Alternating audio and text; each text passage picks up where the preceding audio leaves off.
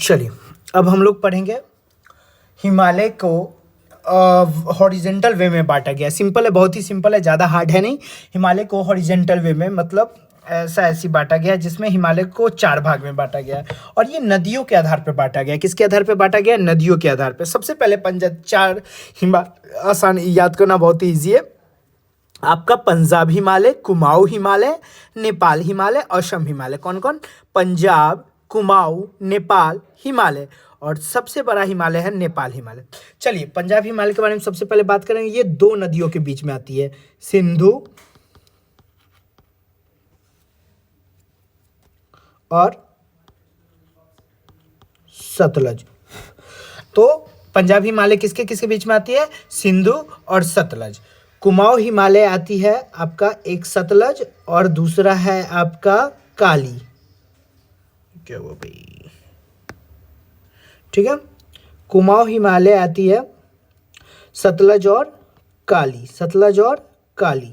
ठीक है, तो सिंधु सतलज के बीच में पंजाब, कुमाऊं सतलज और काली के बीच में काली और तीस्ता के बीच में आती है नेपाल और तीस्ता और ब्रह्मपुत्रा के बीच में आती है असम। तो याद हो गया, हॉरिजेंटल वे में हिमालय 4 भाग में बटा हुआ है आपका। कौन है? पहला पंजाब, किसके किसके बीच में आती है? सिंधु सतलज। पंजाब हिमालय के बाद कुमाऊं हिमालय किसके किसके बीच में है? सतलज और काली। और फिर आती है नेपाल हिमालय, काली और तीस्ता। और फिर ब्रह्मपुत्रा हिमालय, तीस्ता और ब्रह्मपुत्रा नदी के। इसमें से सबसे बड़ा नदी जो है, इसमें से सबसे बड़ा हिमालय जो है वो है आपका नेपाल हिमालय। इसकी टोटल चौड़ाई है, टोटल लंबाई है 800 किलोमीटर। कितनी है? 800 किलोमीटर। कितनी है? 800 किलोमीटर।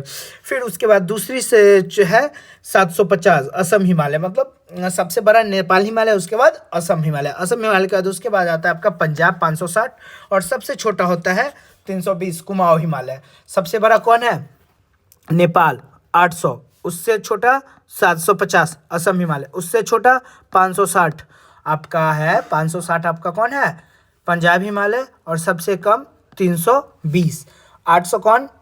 नेपाल, 750 असम, 560 पंजाब, 320 कुमाऊं। फिर से 850, 800 नेपाल, 750 ब्रह्मपुत्रा, 560